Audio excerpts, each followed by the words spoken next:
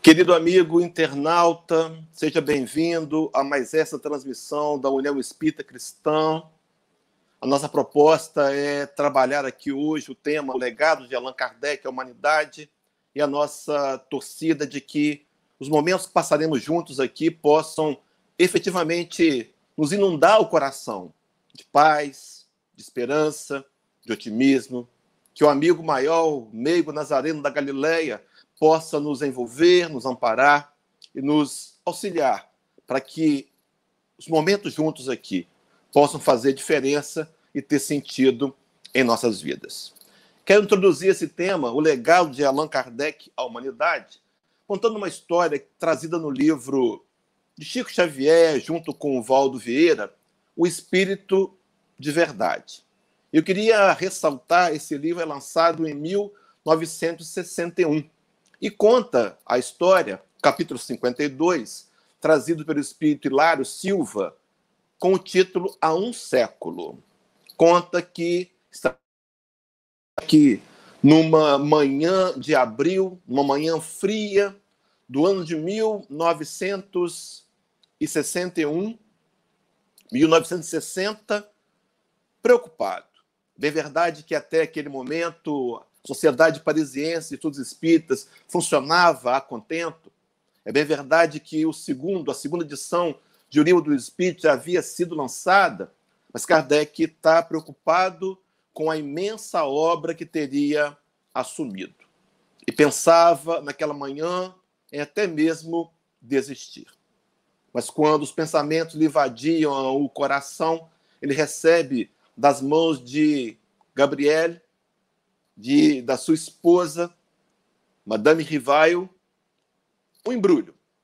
Era um presente que trazia também uma carta. Uma carta de um certo homem chamado Joseph Perrier. E ele dizia na carta, contava a história de que aquele livro teria lhe salvado a vida. Contou que trabalhava numa empresa de encadernação de livros há muitos anos, uma sólida empresa de Paris. Teria encontrado a mulher da sua vida há próximos 2 anos atrás e a vida vivia com felicidade. No entanto, ela subitamente foi envolvida por uma doença que a levou para o mundo espiritual. E ele não conseguiu mais aceitar essa realidade. Ele sofreu profundamente, a ponto de começar a atrapalhar o seu desempenho no trabalho, a ponto do seu chefe até de lhe dizer que talvez o mandasse embora. O desespero foi aumentando e ele pensou em suicídio. E foi numa madrugada de insônia que ele dirigiu-se até uma ponte sobre o rio Sena e pensou em pular.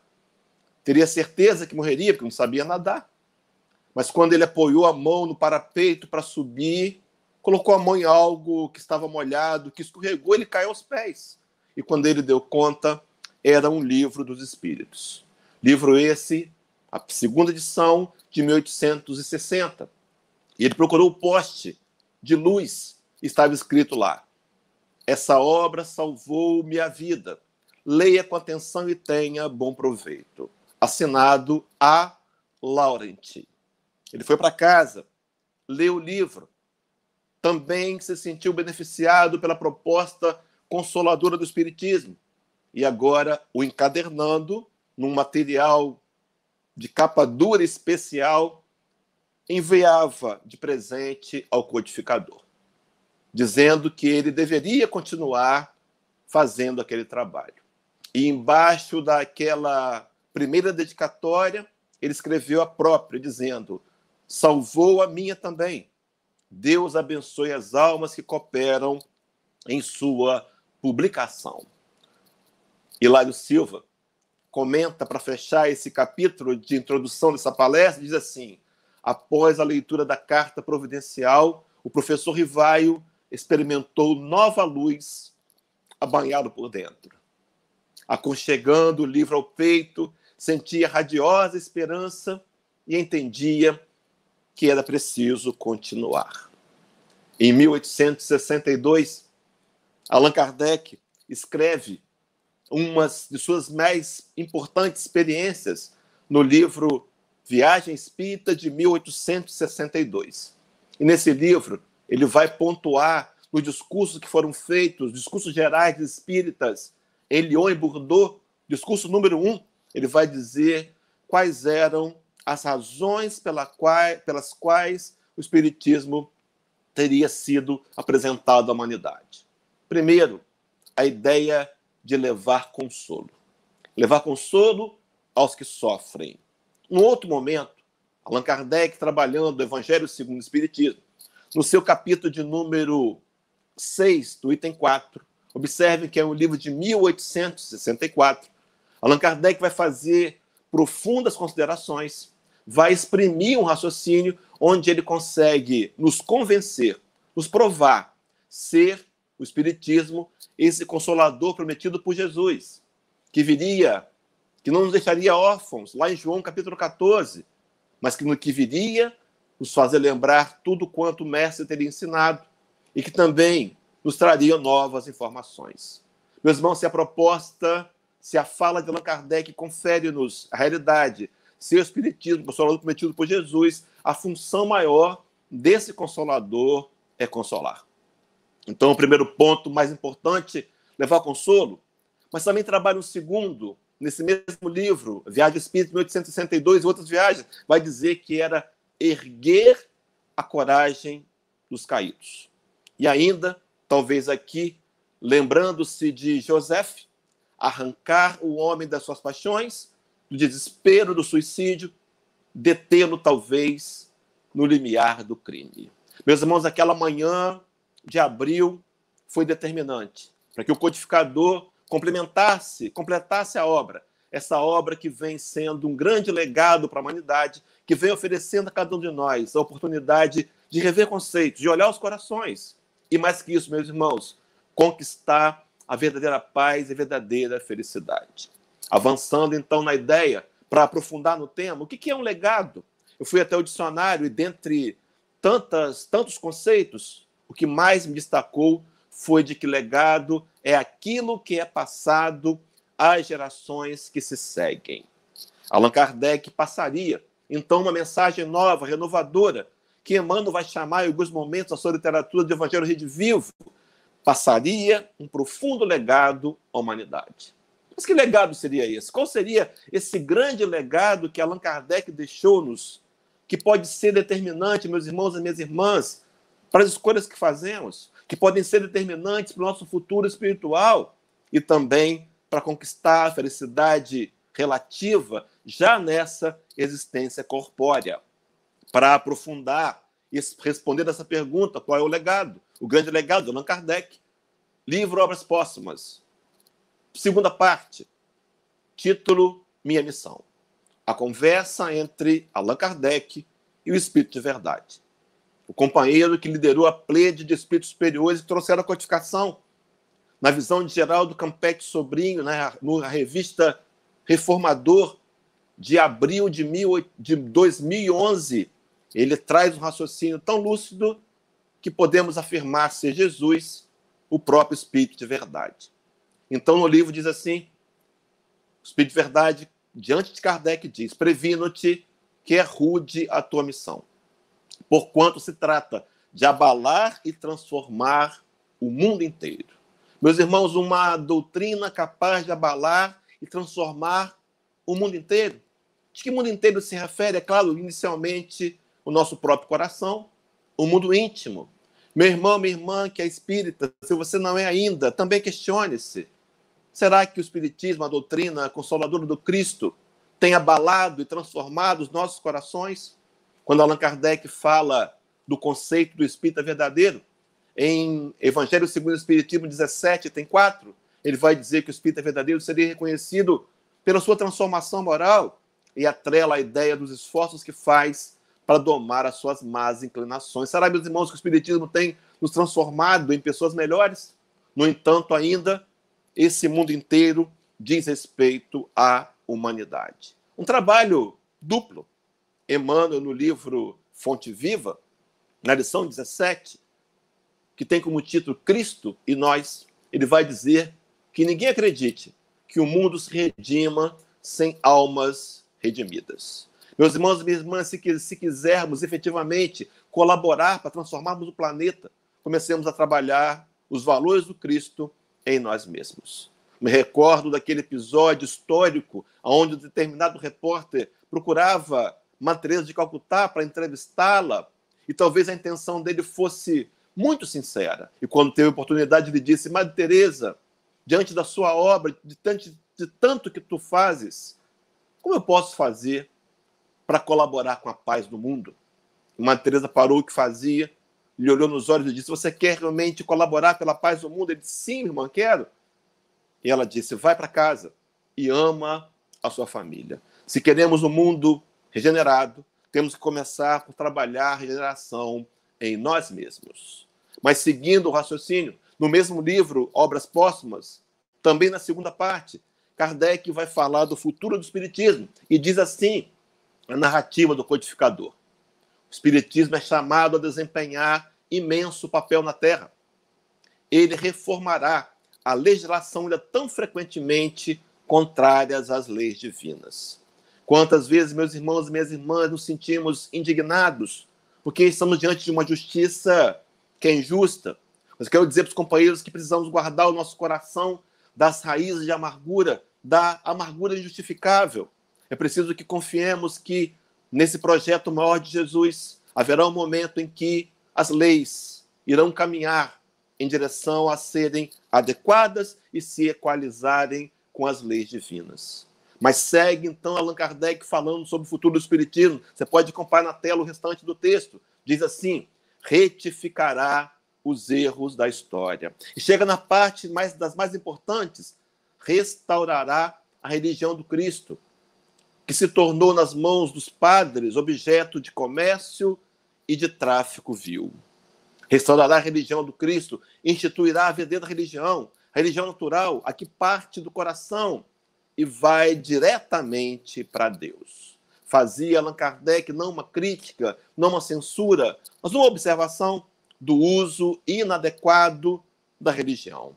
Meus irmãos, a religião tem que ter como propósito religar o homem a Deus. Essa é a grande proposta. Independe de credo, de denominação. Ela tem que me aproximar mais dos valores divinos. Mas conclui o texto do livro Obras Póstumas dizendo assim: extinguirá para sempre o ateísmo e o materialismo. Meus irmãos, pontuemos aqui o materialismo. Eu quero atrelar o materialismo a duas questões de O Livro dos Espíritos. A 799 e depois de 798, numa ordem inversa didaticamente promovida.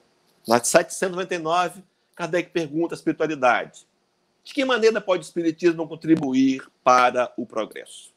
Eu queria convidar você a transformar essa pergunta em pergunta pessoal. Pergunte-se: de que maneira pode o Espiritismo contribuir para o meu progresso?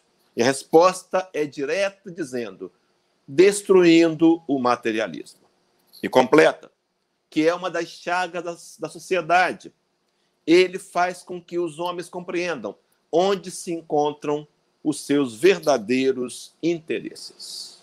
Meu irmão, minha irmã, talvez você já tenha me ouvido em outras lives. Eu quero repetir algo que eu sempre digo: nós somos seres imortais, de passagem pelo mundo das matérias. Não somos seres daqui.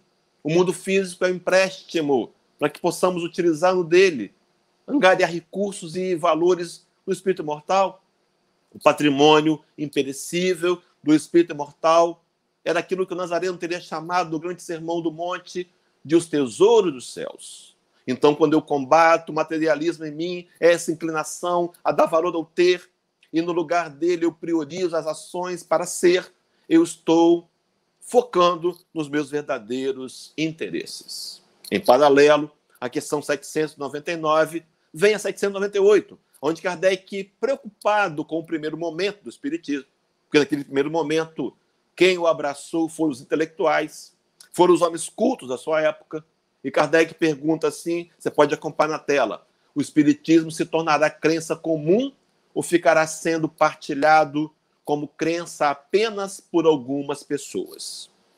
E os espíritos, com muita segurança, respondem a Kardec: certamente que se tornará crença geral e marcará a nova era da história da humanidade. porque está na natureza. E chegou o tempo em que ocupará o lugar entre os conhecimentos humanos. Interessante que se tornará uma crença geral. Na tradução do Instituto de Difusão Espírita de Araras, no lugar de geral, a palavra é popular. Meus irmãos, quem não conhece um carro popular? Quem não conhece um Fusca? Quem não conhece um Fiat Uno? O Espiritismo há de se tornar uma crença popular. Leon Denis, que nós sabemos, se Kardec não aceitasse a missão da codificação, ou se ele falhasse de alguma maneira, se naquela manhã de abril ele tivesse de fato desistido, a espiritualidade tinha um plano B, para dar continuidade, para que a mensagem do Cristo, rediviva, chegasse a você e chegasse a mim. E o plano B era Leon Denis. Deixou-nos uma imensa e produtiva obra. No livro Síntese Doutrinária Prática do Espiritismo, na questão 142, um livro que Leon Denis faz perguntas a ele próprio, e é claro que ele próprio responde. Leon Denis perguntou: será o Espiritismo a religião do futuro? Ele responde que não, que antes disso será o Espiritismo o futuro das religiões. Haverá um momento, meus irmãos, que nós vivenciaremos aquela fala do Cristo, onde ele teria nos dito que um dia seríamos o único rebanho, teríamos o único pastor, independente de dogmas religiosos, independente de qualquer tipo de profissão de fé. Todos nós seremos filhos, reconhecidos filhos de Deus, e nos sentiremos uns aos outros como irmãos. Então, meus irmãos, qual é o grande legado de Allan Kardec, então, afinal de contas? O que é de determinante que ele nos deixou para a mudança da humanidade? No livro Céu e Inferno, capítulo 1, no seu item 4, está dito assim, os companheiros podem acompanhar na tela um pouco maior, diz assim: o Espiritismo vem opor um dique à difusão da incredulidade. Não somente pelo raciocínio, não somente pela perspectiva dos perigos que ela acarreta, mas pelos fatos, tornando visíveis e tangíveis a alma e a vida futura. Meus irmãos, a doutrina dos Espíritos vem mostrar para a gente uma realidade espiritual. Talvez seja esse o grande legado no livro Fenômeno Espírita. Gabriel Delane, um dos espíritos de imensa envergadura moral, que fazia parte também da equipe do Espírito de Verdade, no entanto, dentre a porção dos encarnados, no prefácio do livro, ele vai conceituar o Espiritismo e diz assim: o Espiritismo é uma ciência cujo fim é a demonstração experimental da existência da alma e de sua imortalidade, por meio de comunicações com aqueles aos quais impropriamente tem sido chamado de mortos. Uma ciência que demonstra e prova de forma cabal a existência da alma e da sua imortalidade. Não temos tempo hábil aqui para trazer exemplos, mas eu quero pelo menos um apresentar. Doutora Marlene Nobre, quando estava à frente da Associação Médica Espírita do Estado de São Paulo, ainda encarnada, Dona Marlene Nobre fez um trabalho investigativo. Ela conseguiu, junto com as famílias que receberam o Correio Fraterno do Chico Xavier, recolher 2.000 cartas. De junto com as cartas também, alguns bilhetes dos mortos quando ainda vivos. E contrataram um grupo de calígrafos profissionais, muitos deles da Polícia Civil do Estado de São Paulo, e fizeram uma análise para conferir a caligrafia e as assinaturas. E chegaram a um surpreendente número. Em 1.050 cartas, em 52,5% daquelas cartas, a assinatura e a caligrafia pertenciam ao morto. Esse material deu origem a um livro chamado A Vida Triunfa, onde estão ali 48 das cartas, juntamente com elas os laudos periciais, grafotécnicos, provando, meus irmãos, que a morte não existe, que a vida prossegue e que a alma é a vida verdadeira. Existência da alma e da sua imortalidade. O detalhe interessante também, nesse trabalho de Dona Marlene Nobre à frente da Associação Médica Espírita de São Paulo, é que em 100% das cartas, não houve exceção, havia sempre uma fala, um apelido, um comentário de uma situação que somente o morto e o vivo conheciam. Quem assistiu o filme, se não assistiu, recomendo, Minha Vida e Outra Vida, vai se lembrar do episódio daquela mãe lembrando sobre o coelho, mas não vou contar não, senão o companheiro perde aí a vontade de assistir. Um fato, meus irmãos, que prova que nós somos espíritos imortais e que a vida continua após a morte. No capítulo 6 do Evangelho segundo o Espiritismo, ele tem 4, você pode acompanhar na tela o texto aí, diz assim: o Espiritismo lhe dá fé inabalável no futuro e a dúvida pungente não mais se lhe apossa a alma, dando-lhe a ver do alto as coisas, a importância das vicissitudes terrenas some-se no vasto e esplêndido horizonte que ele, o Espiritismo, o faz descortinar. É a perspectiva da felicidade que o espera lhe dá a paciência, a coragem, a resignação de ir até o termo do caminho. Meus irmãos, a existência da alma e a mortalidade nos ajuda a enfrentar o dia a dia, as dificuldades. E Allan Kardec, Gabriel Deleuze vai afirmar que por meio de comunicações com aqueles que impropriamente têm sido chamados de mortos. Essa consciência de que somos espíritos de passagem pelo mundo físico e que espíritos imortais não podem morrer, nos dão uma nova maneira de pensar.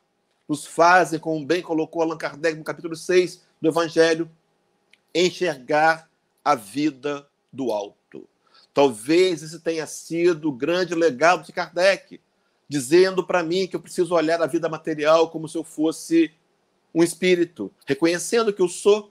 Quando Allan Kardec vai introduzir, nesse mesmo ano, 1860, segunda edição do Livro dos Espíritos, questão 918, o conceito do homem de bem, ele vai perguntar à espiritualidade: por que indício você pode reconhecer no homem a sua ascensão moral? Como é que se pode entender se esse homem é um homem de bem? Em outras palavras, e respondem os espíritos a Kardec que de duas maneiras. Primeiro, ele procura vivenciar na integralidade, do máximo possível, as leis de Deus.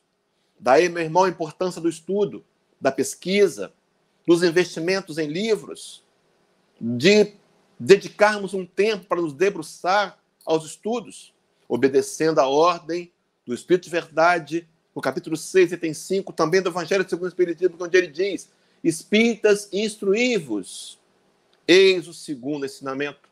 Mas ainda, na resposta da questão 918, no segundo momento, os espíritos respondem a Kardec que a evolução moral é reconhecida quando o homem antecipa a realidade espiritual. Quando ele vive no mundo das matérias, mas ele vive como se fosse um espírito imortal. Então, o grande legado que Kardec deixou para a humanidade, por certo, tenha sido a comprovação da realidade espiritual.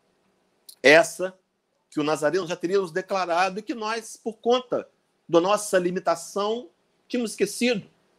Lembra daquela oração que o Cristo fez por você e por mim? Sim, porque é a oração feita para os discípulos que viriam. João, capítulo 17. E nessa oração, o Nazareno diz assim: Pai, não peço que os tires do mundo, mas que os livres do mal. Rogava para que ele, o Nazareno, nos ajudasse, que Deus nos desse forças para livrar do mal que está em nós. As marcas do passado, do velho homem. Mas ainda complementa dizendo assim, no versículo seguinte: porque não são do mundo, como também do mundo eu não sou. Meus irmãos, o grande contributo de Kardec para a humanidade é a comprovação da realidade espiritual por meio de experimentos inquestionáveis. Basta que a gente possa abrir a mente e o coração para entender um pouco mais, com profundidade, a realidade espiritual e a clareza de comunicação trazida pela doutrina dos espíritos. Se você tiver dúvidas, investigue. Nós não temos a intenção de convencê-lo a nada. Pelo contrário, a doutrina espírita é uma doutrina investigativa e ela exige uma busca. E à medida que nós buscarmos, compreenderemos as razões pelas quais estamos nesse planeta, respondendo às perguntas que a filosofia tentou nos últimos 6.000 anos, não conseguiu. Quem somos? De onde viemos? Para onde vamos? Por que passamos pelas provas que passamos? Por que a dificuldade? Porque é a luta. E explica, meus irmãos, com profunda racionalidade. O Espiritismo não tem intenção de convencer ninguém a nada, mas quando nós nos debruçamos e estudamos, ele se torna autoconvencível. Eu quero começar a fazer o fechamento, lembrando uma fala de Allan Kardec na Revista Espírita de maio de 1861. Façamos o link com a carta, com o texto de Hilário Silva. Era manhã de abril de 1860. Fria. E Allan Kardec pensava em desistir. Mas agora, em maio de 1861, ele escreve assim na Revista Espírita: o mais belo lado do espiritismo é o lado moral. É por suas consequências morais que triunfará, pois está aí sua força. Por aí é invulnerável. Ele escreve em sua bandeira amor e caridade. E completa assim: diante desse paládio mais poderoso do que o de Minerva, aquele que se acreditava que se mantivesse aquela escultura na cidade de Atenas, não, na cidade de Troia, ela jamais seria invadida. Muito mais forte, amor e caridade, porque vem do Cristo. A própria incredulidade se inclinará. E conclui dizendo assim: que se pode opor a uma doutrina que leva os homens a se amarem como irmãos? Caminhamos, meus irmãos queridos, para um dia encontrarmos aqueles ensinamentos profundos do Cristo, agora redivivos. Todos nós teremos acesso a eles, e o Espiritismo há de se tornar uma crença comum. E nós implantaremos no novo mundo um sistema de governo orientado pela fraternidade. Allan Kardec, quando no livro Obras Póstumas, Allan Kardec vai falar sobre, no livro A Gênese, capítulo 18 e 17, Kardec vai dizer que a pedra angular da nova ordem social será a fraternidade. Quem serão, meus irmãos, aqueles que não querem viver no mundo de paz? Quem serão aqueles que não querem viver um mundo sem guerra, sem fome, sem miséria, no mundo justo? Talvez esses sejam aqueles que não se habilitem a permanecer no mundo que, inevitavelmente, caminha para se transformar num planeta regenerado. E segundo Allan Kardec, no mesmo livro, A Gênese, ele vai dizer de 3 características ensinadas pelo Espiritismo, nesse grande legado, que podem definir a nossa permanência ou não nesse mundo feliz, esse mundo futuramente feliz. Ele vai dizer que a geração nova que vai habitar o mundo novo será uma geração justa. Meu irmão, minha irmã, se eu quiser permanecer aqui, eu tenho que tentar no meu dia a dia ser um pouco mais justo. Será que eu tenho, de alguma maneira, não sido? E com isso, sendo oposição? Mas também vai dizer que a geração nova será uma geração pacífica. É preciso, meus irmãos, trabalhar a paz em nossos corações e sermos paz onde quer que estejamos. O Nazareno nos orientava quando trouxe as primeiras orientações do seu discípulo, dizendo: aonde quer que entrais, dizei, paz seja nessa casa. Temos que ser paz. E, por fim, uma geração fraterna, onde todos nós nos reconheceremos irmãos. E mais que isso, todos nós nos sentiremos irmãos.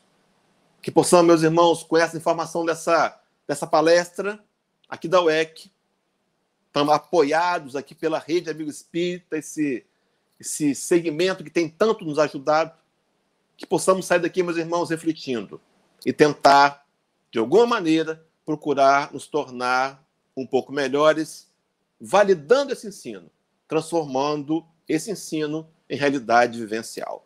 Que possa, então, o meigo nazareno lhe envolver, lhe amparar e te dar muita paz, muita luz, para que a sua caminhada seja de ascensão e que a vitória, a maior vitória sobre nós mesmos, possa ser conquistada. Que Deus te abençoe. Muita paz, meu irmão. Muito obrigado por estar aqui conosco. Volte sempre. Deus abençoe a todos nós. Muita paz.